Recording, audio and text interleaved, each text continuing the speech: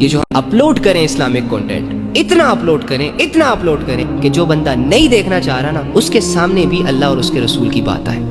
Doesn't matter آپ کو کوئی اپریشیٹ کرتا ہے یا نہیں کرتا، آپ کو ویلیوز دی جاتی ہیں یا نہیں دی جاتی. شیئر کریں اسلامک کنٹینٹ، جس کی جو بات اچھی لگتی ہے لگائیں اسے واٹس ایپ اسٹیٹس پہ، لگائیں اسے اپنے اکاؤنٹس پہ. اگر آپ بول نہیں سکتے تو بولنے والوں کا ساتھ دیں. آپ کے اندر جو بھی سکل ہے اسے پالش کریں اور اسے اسلام پر لگائیں.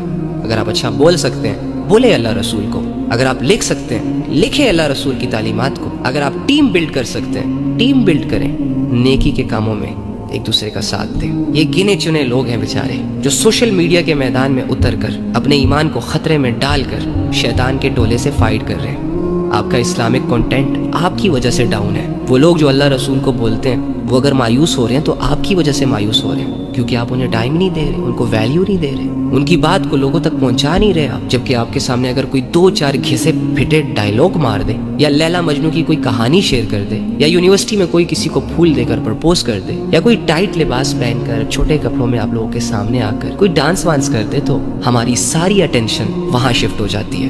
1 سیکنڈ کے لیے تو ہم یہ بھول ہی جاتے ہیں کہ ہم مسلمان ہیں.